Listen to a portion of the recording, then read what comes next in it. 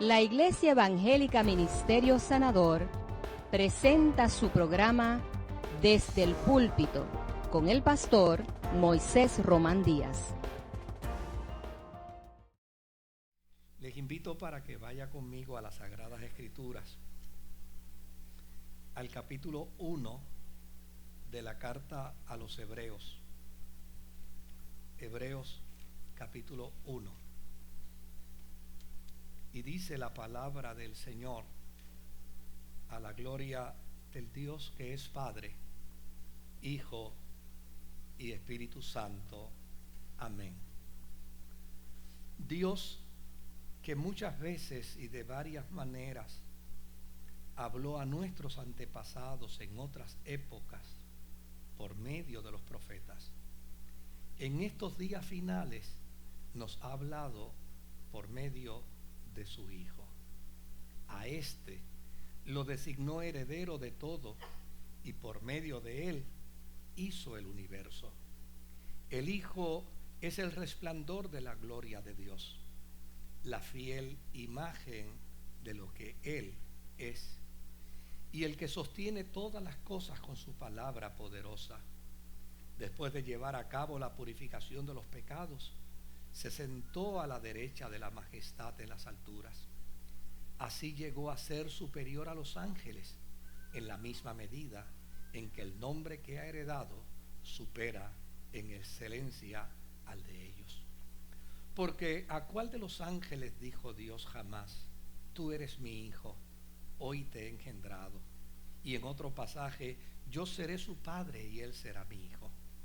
Además, al introducir a su primogénito en el mundo, dice que lo adoren todos los ángeles de Dios.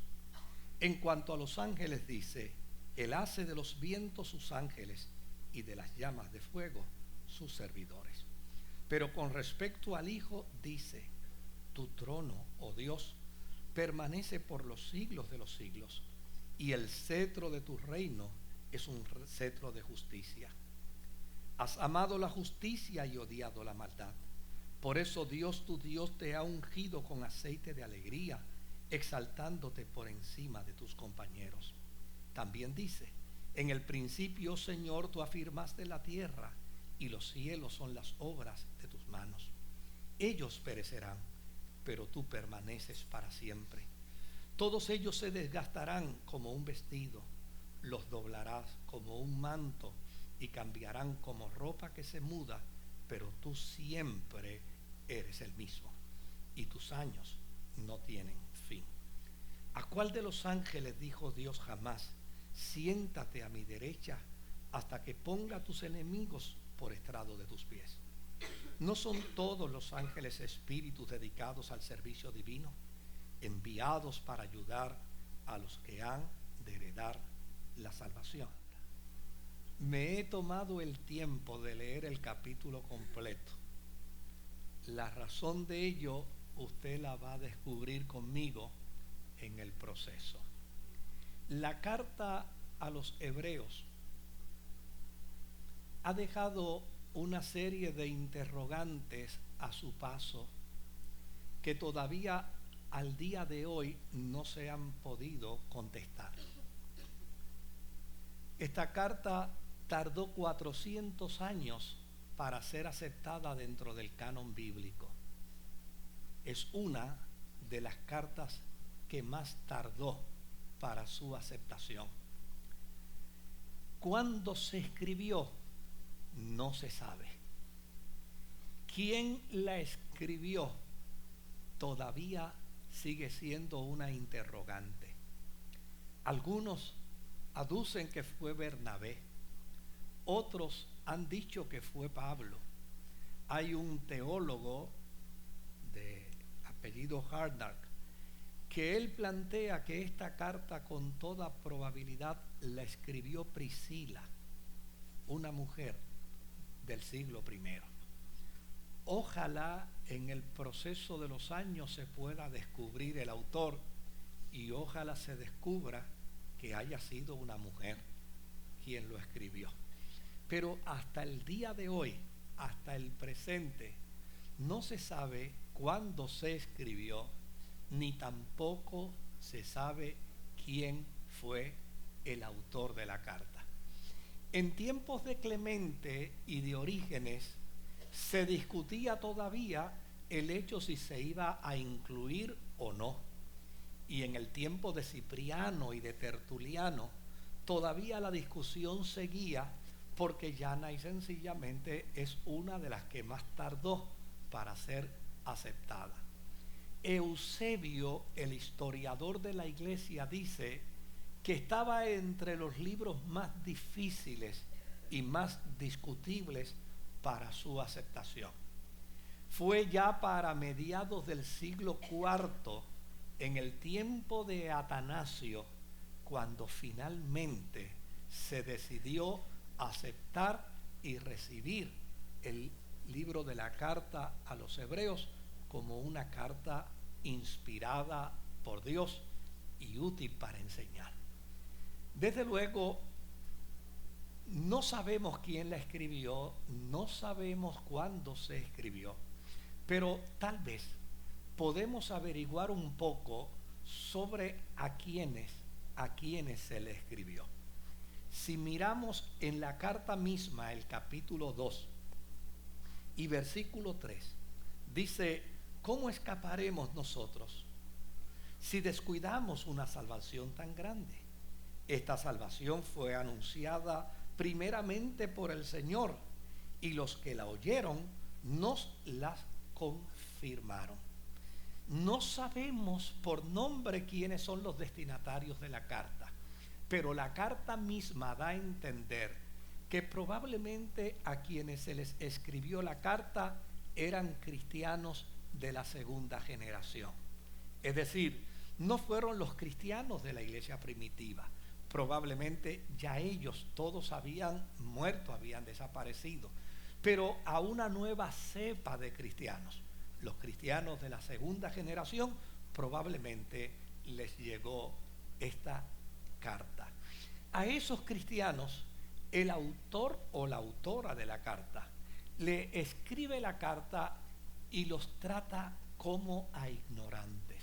Si usted lee conmigo el capítulo 5 y el versículo 12, dice: en realidad a estas alturas ya deberían ser maestros, sin embargo necesitan que alguien vuelva a enseñarles las verdades más elementales de la palabra de Dios. Dicho de otro modo, necesitan leche en vez de alimento sólido. Da la impresión que estos cristianos habían perdido de perspectiva la centralidad de la fe cristiana, que es el estudio de la palabra del Señor.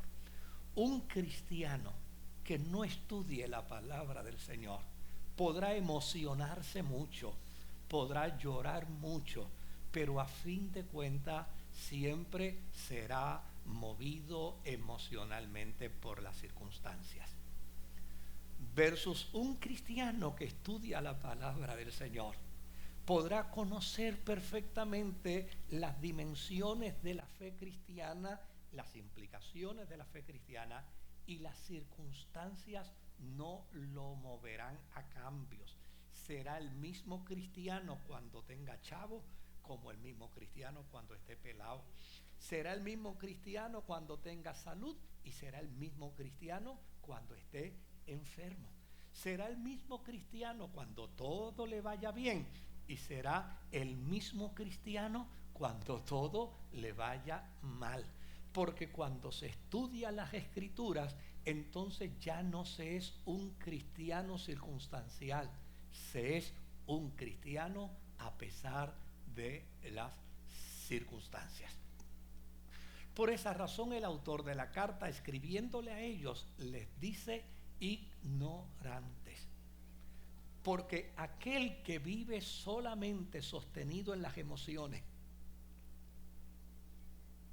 y no en la palabra del Señor, ignora la verdad del Evangelio de Jesucristo.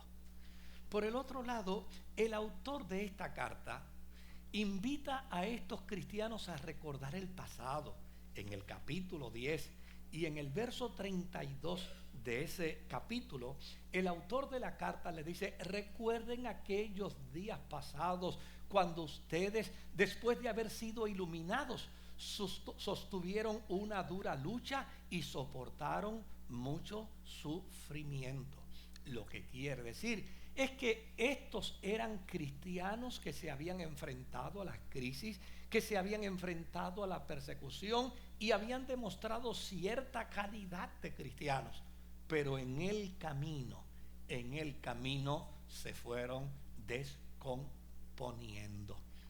Ahora, por el otro lado, en el capítulo 13 y en el versículo 7 de la carta, nos dice la Escritura: acuérdense de sus dirigentes que les comunicaron la palabra de Dios. Consideren cuál fue el resultado de su estilo de vida e imiten su fe. Lo que quiere decir es que aun cuando no sabemos a ciencia cierta quiénes son los que recibieron la carta, sí podemos descubrir que era gente que estaba vinculada a la iglesia primitiva, y que vinculados a la iglesia primitiva eran creyentes que muy bien, si no querían seguir la experiencia de la fe por modus propio, podían haberla seguido observando la conducta de fidelidad de aquellos que le antecedieron.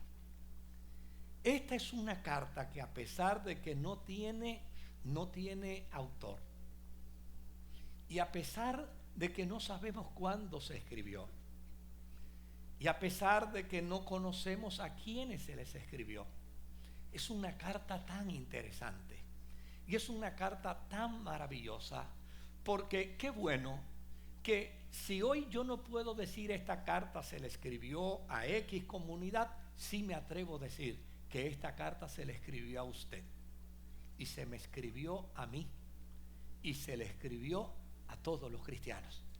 Por lo tanto, el que no haya un destinatario deja un legado maravilloso la carta, porque ya que no hay destinatario para hacerse responsable de su lectura, entonces le compete a usted y me compete a mí leerla y saber lo que la palabra de Dios tiene que decirme.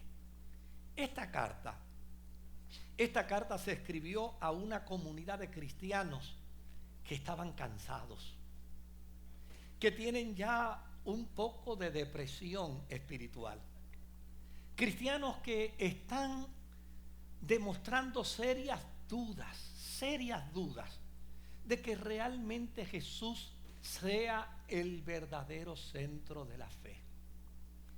Estos cristianos da la impresión que desean regresar nuevamente a un estilo de vida religioso del pasado, que no es precisamente el cristianismo. Son gente que no ha dejado de creer en Dios. Son gente que no han dejado de afirmar su fe desde el punto de vista de su creencia en Dios. Pero con respecto a Jesús, con respecto a lo que la Biblia enseña de Jesús, ellos han comenzado a tener grandes signos de interrogación. Y desde luego, el autor de esta carta les remite un mensaje fuerte, contundente, haciendo una defensa de la fe para demostrar que Cristo y solo Cristo es el centro mismo de la fe cristiana. Un cristiano que no tenga a Jesucristo como centro de su vida, desde luego, en la experiencia de la fe cristiana no hay tal cosa como cristianos de izquierda o cristianos de derecha. Eso puede existir en el campo de la política, en el campo de la fe no existe. No hay tal cosa como cristianos de derecha o como cristianos de izquierda. O eres o no eres. Pero si eres cristiano, entonces una de las cosas que necesitas como cristiano afirmar es lo que no solamente la historia dice sobre Jesús, sino lo que la palabra de Dios también dice de Jesús. Hay cristianos que obviamente se hacen cristianos como resultado del fruto de la historia, porque la historia no niega a Jesús, la historia no niega su nacimiento, la historia no niega su muerte, la historia no niega su función, la historia no niega la realidad del Jesús histórico. De hecho, usted puede encontrarse con ateos con respecto a Dios, pero si una persona es inteligente, no puede declararse ateo con respecto a Jesús, porque históricamente Jesús es una realidad. Ahora, en la experiencia de la fe cristiana, nosotros necesitamos aprender a entender dos conceptos fundamentales. Uno es lo que la historia dice con respecto a Jesús, no lo niega, lo afirma. La historia demuestra sin lugar a duda, con evidencia contundentísima, de que Él existió. Pero los cristianos no podemos solo depender de la historia. Nosotros necesitamos depender de la fe. La historia no trasciende, la fe trasciende. La historia no revela ni manifiesta milagros. La fe revela y manifiesta milagros. La historia no pone al ser humano en una perspectiva de un sentido profundo y místico de adoración y de servicio a Jesús. En la fe por la palabra de Dios, el hombre y la mujer que adora y sirve a Jesús experimenta en la interioridad de su vida una transformación extraordinaria. ¿Qué necesitamos saber con respecto a la fe en términos de la persona de Jesús? Pues la carta de los Hebreos nos dice, número 1, a Él le fue dado un prestigio que es sobre todo prestigio, con el derecho de ser adorado por toda la creación del cielo y de la tierra. Escuche bien lo que esto implica. La Biblia dice en el Antiguo Testamento que Dios, hablando con Moisés, le dijo: yo soy Jehová, el Dios de toda carne, y llana y sencillamente no compartiré mi gloria con nadie. Ahora, ¿qué dice la palabra de Dios con respecto a Jesús? La palabra de Dios con respecto a Jesús dice que Él tiene el derecho de ser adorado. En el cielo, no se le ha dado a nadie el derecho de recibir adoración. Los arcángeles, los querubines, los serafines, los ángeles, ninguno de ellos puede recibir adoración. De hecho, en la escritura se revela que algunos ángeles se le presentaron a personas, se le presentaron a individuos, y los individuos se fueron a postrar ante ellos, y la Biblia dice que los ángeles le dijeron: a mí no me puedes adorar. Pero con respecto a Jesucristo, la Biblia dice: a Él le adorarán todas las criaturas del cielo. No solamente le adorarán las criaturas del cielo, a Él le adorará toda la naturaleza. A Él le adorarán todos los hombres. A Él le adorarán todas las mujeres. No hay nada, ni en el cielo ni en la tierra, que pueda reservarse el derecho de no adorarlo. Ante el nombre de Jesús se doblará toda rodilla. A Él le fue dado ese prestigio, aun cuando todavía el Verbo no se ha logrado integrar al Padre. Mire qué dato interesante. Cuando usted mira el concepto escatológico con respecto a Jesús, Jesús está sentado a la diestra del Padre. Él es el verbo del Padre, pero Él todavía no se ha integrado al Padre. Él permanece a la derecha del Padre. Y aun cuando permanece a la derecha del Padre, ya tiene todos los méritos para ser adorado, porque llana y sencillamente su obediencia, su sacrificio y su capacidad para interceder por los cristianos le hace merecedor de toda experiencia de adoración para gloria y satisfacción de Dios el Padre. ¿Qué más dice la Escritura?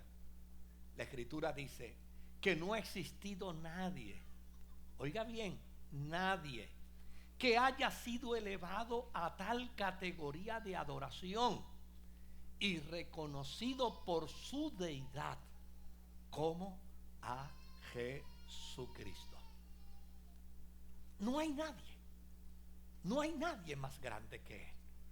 No hay nadie que merezca más adoración.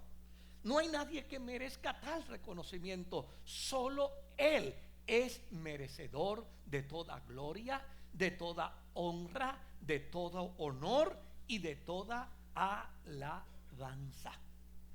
En la Biblia hay unos himnos que se denominan como himnos cristológicos.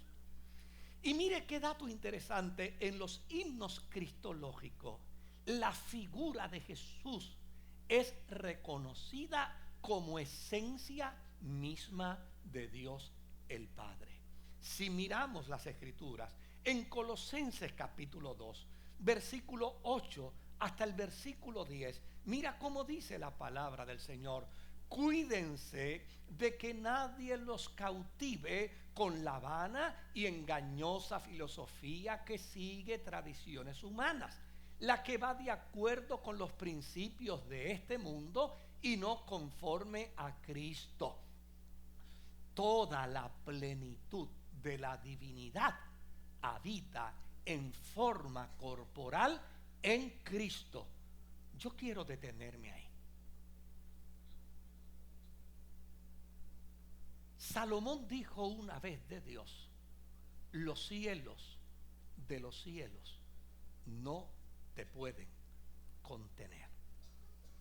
Ahora, si usted compara y contrasta lo dicho por Salomón con lo dicho por el apóstol San Pablo aquí en Colosenses, si lo puedes poner de nuevo, por favor, mira cómo dice toda la plenitud, es decir, aquello que Salomón dice que los cielos de los cielos no pueden contener. Pablo dice que toda la plenitud habita de forma corporal en Jesucristo. Yo creo que nosotros los cristianos necesitamos pensar más sobre esto. Mira cómo dice el versículo 10. El versículo 10 dice: y en Él, que es la cabeza de todo poder y autoridad, ustedes han recibido esa plenitud. Ahora, ¿qué es lo interesante sobre esto? Lo interesante sobre esto es que indiscutiblemente no hay otro nombre debajo del cielo en el cual el ser humano pueda ser salvo. Solo es a través del nombre de Jesucristo. Yo puedo entender que al infierno no le guste esto. Yo puedo entender que a los demonios no le guste esto. Yo puedo entender que a los espíritus de maldad no le guste esto. Pero mi preocupación no son ellos. Mi preocupación es cómo actuamos los cristianos ante esta verdad escritural. Porque el peligro mayor no está en lo externo. El peligro mayor siempre está en ¿qué? En lo interno. Donde hay mayor peligro no es en lo externo. Donde hay siempre mayor peligro es en lo interno. Ahora, mire el gran problema que la cristiandad ha tenido en su historia. Muchos de los seguidores de Jesús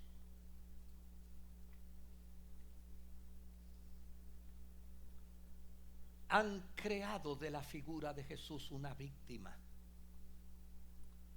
planteando todo tipo de ignominia al punto de ignorarlo,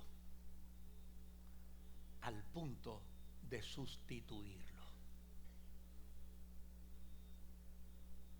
Y esto es lo que es doloroso, porque nosotros los cristianos necesitamos cuidarnos para que toda la gloria sea para Él y no para nosotros. Nosotros los cristianos necesitamos cuidarnos en todo lo que hacemos, en todo lo que realizamos, porque a veces hablamos de que la gloria es para Él, pero nos encanta que el mérito sea para nosotros. Yo me topo con gente constantemente que cuando los observo digo, bueno, pretenderá darle la gloria a Dios, pero el mérito se lo quiere llevar él o se lo quiere llevar ella. Y los cristianos necesitamos desarrollar una conciencia clara que todo lo que hagamos, sea de palabras o sea de hechos, tengamos la plena certeza que toda la gloria, que toda la honra, que todo el honor y que toda la alabanza sea solo para Jesucristo.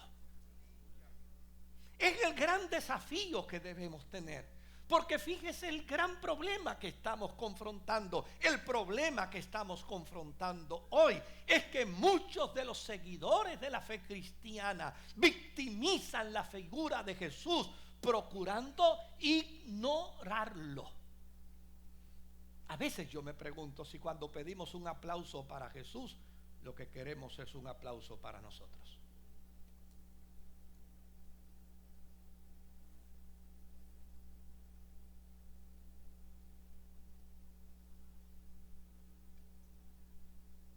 Somos los cristianos los que hemos sustituido la persona de Jesús. La Biblia dice con perfecta claridad. Él mismo lo dijo: yo soy el camino, yo soy la verdad, yo soy la vida, y nadie irá al Padre si no es por mí. Somos los cristianos los que lo hemos sustituido al punto de decir que Él salva, pero también hay salvadoras. Que Él salva, pero también hay salvadores. Que Él es el que media a la diestra del Padre, pero también hay mediadores y mediadoras. Somos nosotros los cristianos los que hemos osado quitarlo del lugar que el Padre en su sola potestad le ha dado como resultado de su obediencia, como resultado de su integridad y como resultado de la salvación que nos ha obsequiado.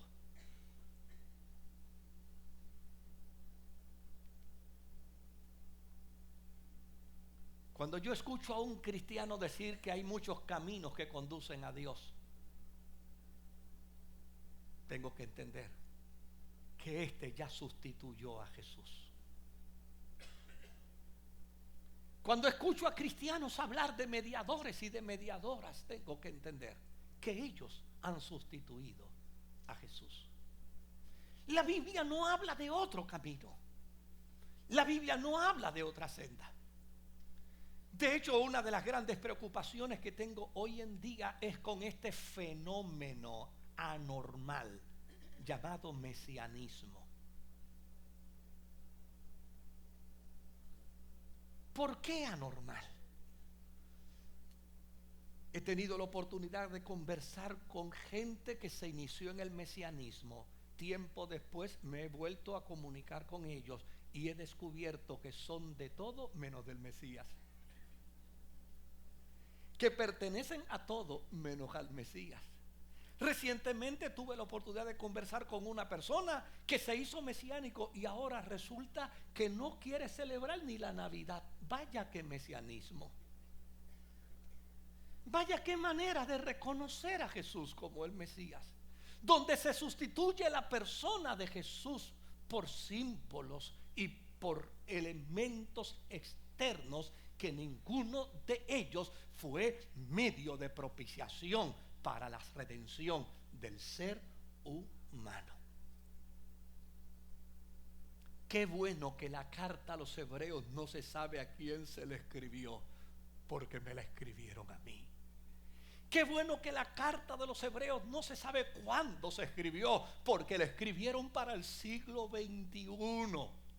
Esa es la experiencia de estos hebreos a quienes se les escribe la carta. Ellos han dejado de ver la imagen de Jesús como lo presenta la Escritura para presentar a un Jesús opaco, a un Jesús débil, a un Jesús totalmente humanizado.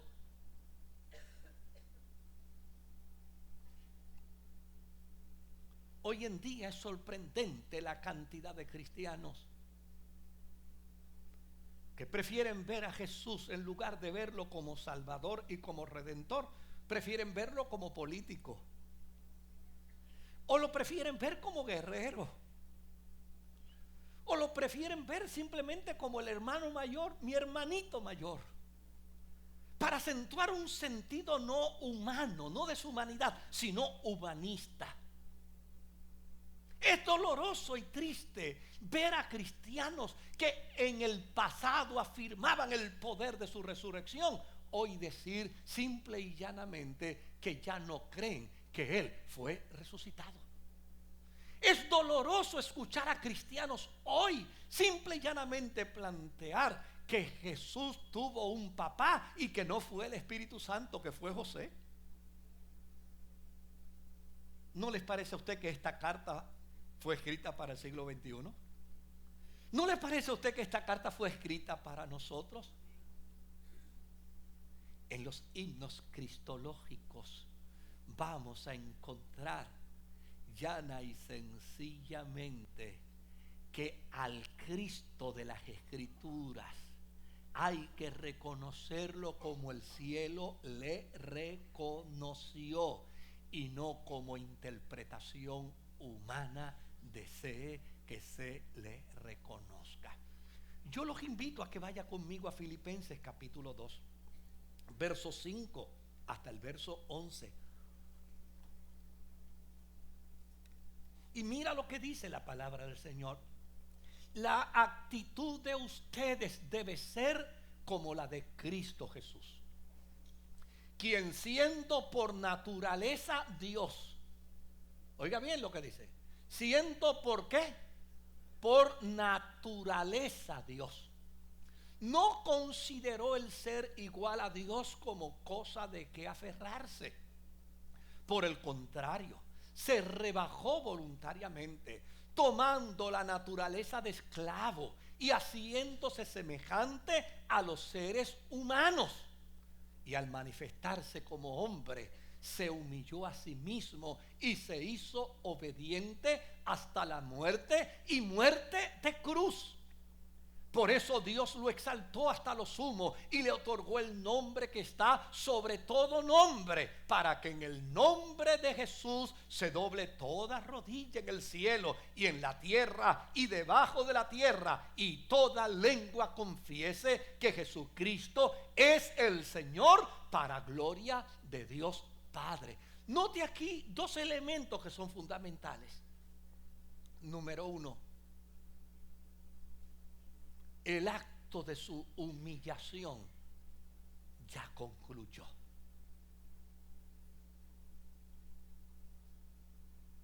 Lo doloroso y lo triste es que los cristianos todavía estamos empeñados en seguirlo humillando.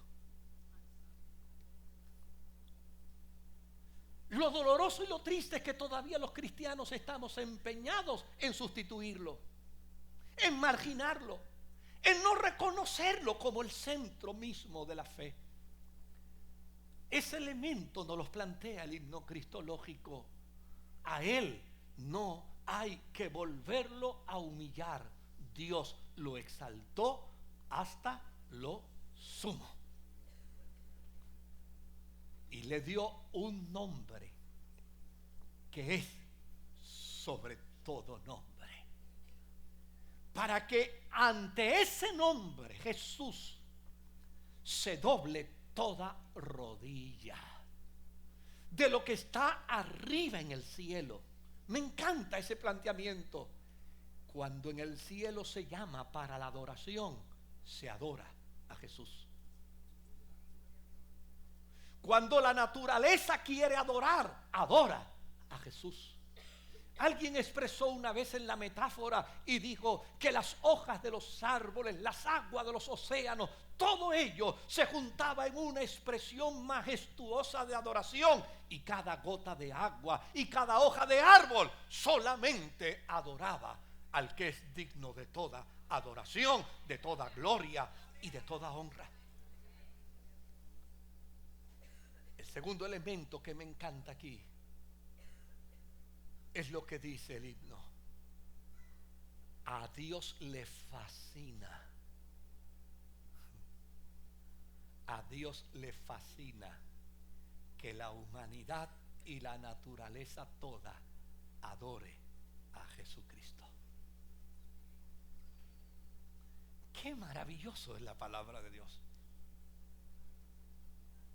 Dice que la adoración a Jesús es para gloria de Dios el Padre.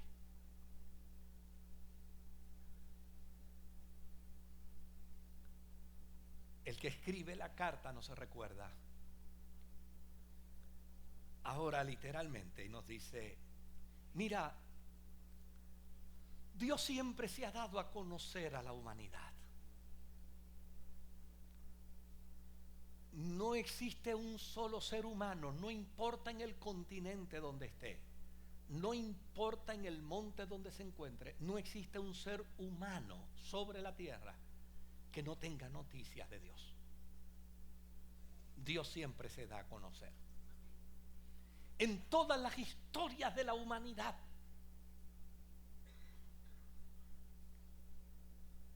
desde hoy hasta el Paleolítico, en toda la historia de la humanidad, siempre ha habido un testimonio del ser humano para reconocer a un ser supremo, superior a él, a quien hay que darle adoración. El autor de la carta dice: Dios siempre se ha dado a conocer a la humanidad, y a Israel se le dio a conocer por los profetas, quienes anunciaron que el Mesías vendría con el resplandor de su gloria. Lo que quiere decir es que a la humanidad Dios se le ha dado a conocer, y al pueblo de Israel, su pueblo, les hizo saber a través de los profetas que le conocerían y le verían a través de el Mesías. Pero el autor de la carta dice: pero al presente, el que fue crucificado por los humanos y resucitado por Dios, se sigue proclamando hoy en las Escrituras como el resplandor de su gloria. Cristo es el resplandor de la gloria de Dios. En una ocasión, uno de los discípulos se le acercó a Jesús perturbado, conturbado. Estaba oprimido por las circunstancias del momento. Y al final le dice a Jesús: oye, chico, pero por lo menos muéstranos al Padre. Y Jesús le respondió diciendo: Felipe, el que me ha visto a mí, ha visto al Padre. Él es el resplandor de la gloria de Dios. Él es la imagen misma de su sustancia. Él es el que sostiene todas las cosas con el poder de su palabra. Qué maravilloso, queridos. Porque el testimonio que encontramos en las Escrituras no es el testimonio de cristianos evangélicos, es el testimonio de pecadores, es el testimonio de gente que le perseguía. Y cuando lo veían a él operar con la autoridad de su palabra, decían: ¿quién es este que aún a la mar y al viento les habla y ellos obedecen? Él es el que sostiene todas las cosas con el poder de su palabra. Él es el que está sentado a la diestra de la majestad de Dios. Hay una gran realidad con la que uno tiene que confrontarse dentro de este tema. Siempre habrá quienes pretendan ignorar a Jesús. Y siempre habrá quienes pretendan sustituir a Cristo de su gloria. Claro que sí. No lo podremos evitar. Esta naturaleza humana muchas veces nos lleva a nuestro prestigio, aún hasta en nombre de la espiritualidad. Yo conversé una vez con un anciano que me estremeció. Me dijo: cuando tú escuches a alguien decir que es humilde, no se lo creas. Se vanagloria de su humildad. ¿Cómo? En esta naturaleza humana, aún hasta diciendo que somos humildes, estamos vanagloriándonos. Dios mío, ¿en qué seminario le habrán enseñado a este viejo eso? ¿Dónde habrá aprendido esa gran verdad? Pues esa es la realidad de nuestra naturaleza humana. Siempre habrá quienes pretendan ignorar o sustituir a Cristo de su gloria. Pero el autor de la carta nos dice algo: quienes pretendan sustituir o quienes pretendan ignorar a Cristo de su gloria, no se les podrá olvidar jamás que son humanos. ¿Quién podrá pretender sustituir a Cristo de su gloria? Un humano. ¿Quién pretenderá eliminar a Cristo de su gloria? Un humano. ¿Y sabe lo que dice el autor? Dice: lo que nunca se le podrá olvidar a un humano es que Dios determinó que el humano es menor que los ángeles. Y Cristo es mayor que ellos.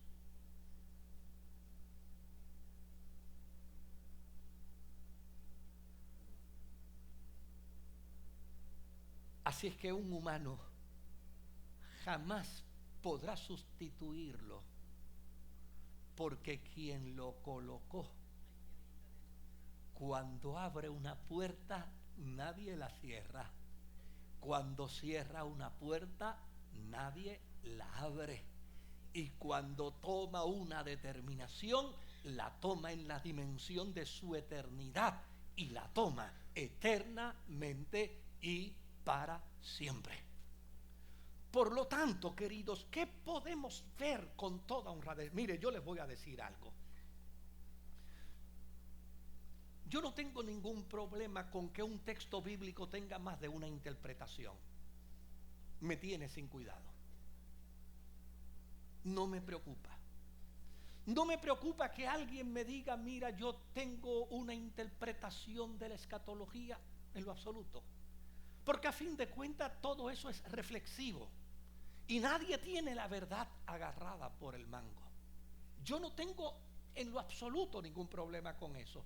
Es más, yo les he hablado a ustedes de una vez que vinieron 3 amigos míos, pastores, que estaban por ahí merodeando en un carro y filosofando en 4 ruedas. Y finalmente me llamaron, me dijeron: ¿tú estás en la oficina? Le dije: sí, estoy aquí. Me dice: podemos ir para allá, vengan para acá. Y aquí nos sentamos en la oficina y comenzamos a conversar. 2 de ellos eran calvinistas y uno era arminiano. Y ellos traían una discusión desde San Juan, donde se encontraron, y finalmente aterrizaron aquí en la oficina y empezaron con su discusión. Y el arminiano me dijo: mira, Moisés, lo que pasa aquí es lo siguiente, que es que yo creo con respecto a la soteriología, tales y tales cosas. Y cuando terminó de hablar, le dije: óyeme, como tú lo planteas, a mí me parece que tú tienes razón. Pero desde luego, él era arminiano. Al momento el calvinista estalló y dijo, no, pero espérate una cosa, escúchame a mí, porque tú no puedes llegar a una conclusión sin escucharme a mí. Y entonces empezó a hablar el calvinista, y cuando terminó de hablar, le dije, la verdad es que de la forma como tú lo estás planteando, tú tienes razón. Y desde luego el otro, que era calvinista, no me iba a perdonar esa. No estaba dispuesto a perdonármela. Así que me dijo, eso es lo que no me gusta de ti, ¿ves? Eso es lo que no me gusta de ti. ¿Qué no te gusta de mí?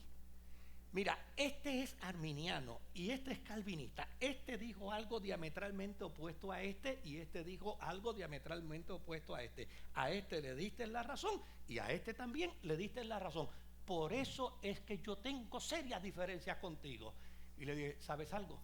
Me dijo que tú también tienes la razón. Problema. Yo no tengo ninguna dificultad con opiniones teológicas. Yo no tengo dificultad con la forma y manera como alguien quiere interpretar un texto bíblico. Pero le advierto algo, no me toquen a Cristo. Él es el centro de la vida cristiana. No jueguen con la figura de aquel a quien Dios ha constituido Señor y Cristo, a quien Dios dijo, sube acá y siéntate a mi diestra, en tanto pongo a todos tus enemigos al estrado de tus pies. Óyeme, no hay teología humana que pueda sostener una aberración que pretenda quitar a Jesucristo de su trono. El trono es eternamente y para siempre de Dios y de su Cristo. Por lo tanto, el autor dice, el humano que pretenda sacar a Cristo de su trono tiene que entender que es poco menor que los ángeles, y Cristo es mayor que los arcángeles, que los serafines, que los querubines, que todo ser angelical. Él está por encima de todos ellos. Los humanos podemos llegar a ser hijos de Dios por la redención de Cristo, pero Él fue declarado hijo en el hoy de su eternidad. Dios no lo declaró hijo el día que descendió. Dios lo declaró hijo en su eternidad. Nosotros guardamos esperanza de eternidad gracias a su resurrección. Pero a Cristo el Padre le dijo, sube acá hasta que ponga a todos tus enemigos al estrado de tus pies. ¿Cuál debe ser la consigna cristiana? La iglesia no puede perder de perspectiva el mensaje central de la fe bíblica. Todo lo que nosotros hagamos, sea de palabras o sea de hechos, debe proclamar que es para la gloria de nuestro Dios, que es para adorar y para alabar por siempre a Jesucristo. Me encanta una porción de la Biblia, se las voy a compartir brevemente. No sé el tiempo que me queda, si me lo ponen aquí en pantalla se los agradezco. Pero mire esta porción. En cierta ocasión los discípulos se le acercaron,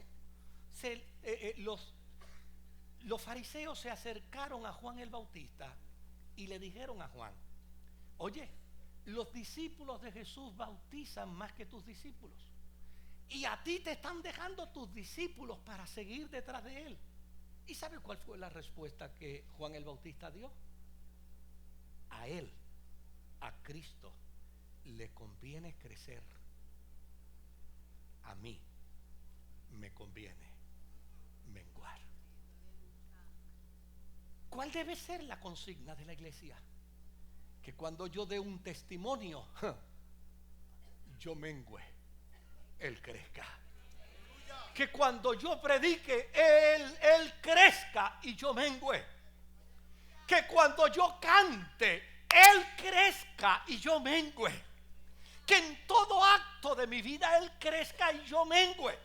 Yo no puedo caer en la trampa de pretender desarrollar un sentido de competencia con aquel que es el autor y el consumador de la fe. No puedo caer en esa trampa, no puedo caer en ese proceso de ignorancia. Todo lo que hacemos, sea de palabra o sea de hecho, lo tenemos que hacer para la gloria y para la honra de nuestro Señor. La conciencia que cada cristiano, cada cristiana debe desarrollar. Hace muchos años atrás yo prediqué un sermón que lo titulé: si no puedes llegar a ser como Jesús, procura ser como Juan el Bautista. Te va a ayudar.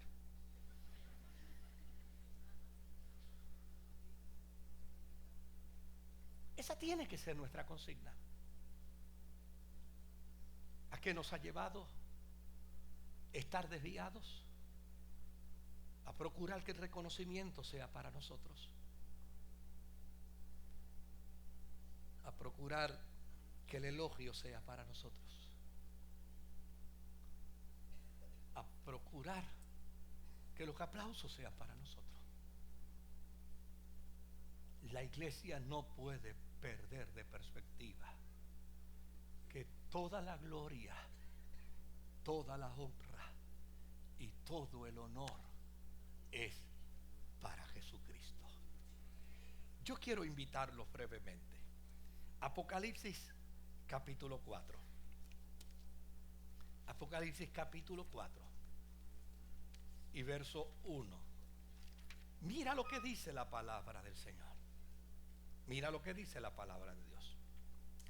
Después de esto miré, y allí en el cielo había una puerta abierta, y la voz que me había hablado antes con sonido como de trompeta me dijo: sube acá, voy a mostrarte lo que tiene que suceder después de esto. Al instante vino sobre mí el Espíritu, y vi un trono en el cielo, y a alguien sentado en el trono. El que estaba sentado tenía un aspecto semejante a una piedra de jaspe y de cornalina. Alrededor del trono había un arco iris que se asemejaba a una esmeralda. Rodeaban al trono otros 24 tronos, en los que estaban sentados 24 ancianos vestidos de blanco y con una corona de oro en la cabeza.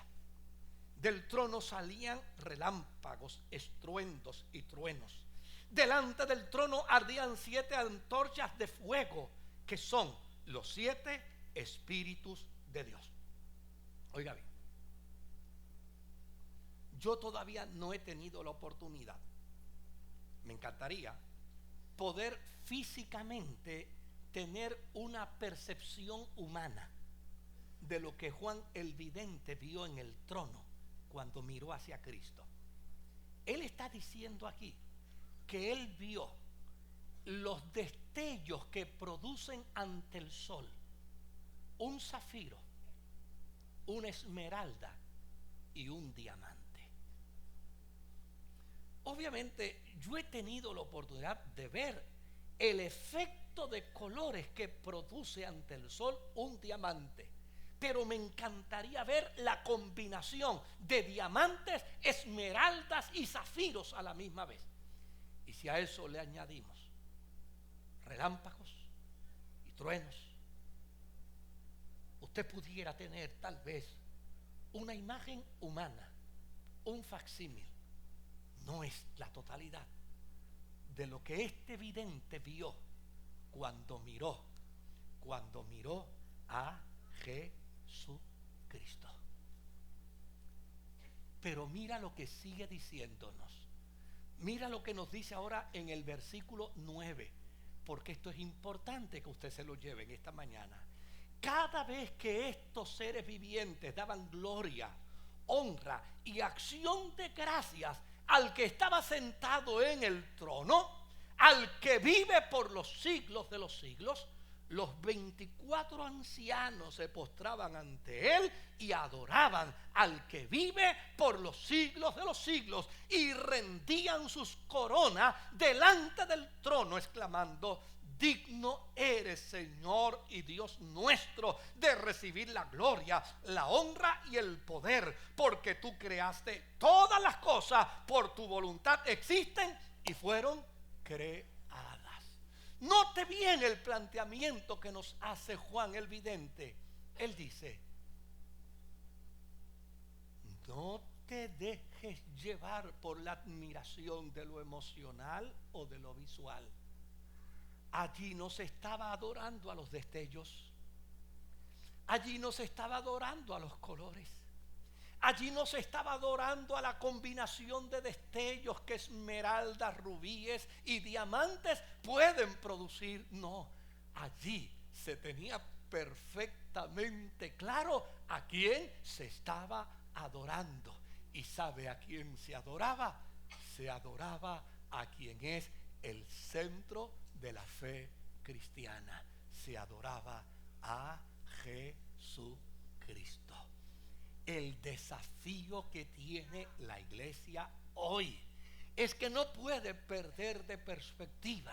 No hemos sido llamados para adorarnos a nosotros mismos. No hemos sido llamados para desarrollar una adoración a nuestros talentos y a nuestras capacidades. No hemos sido llamados a vivir una experiencia de adoración a nuestros ministerios. Hemos sido llamados no para entretenernos con los destellos de colores. Hemos sido llamados para adorar al único y solo Dios, Jesucristo, el Rey de Reyes, el Señor de Señores, el Salvador del mundo, el que nos reconcilia con Él. Y dice la Escritura: a Él sea toda la gloria, toda la honra y toda la alabanza por los siglos de los siglos. Amén. Que Dios me los bendiga.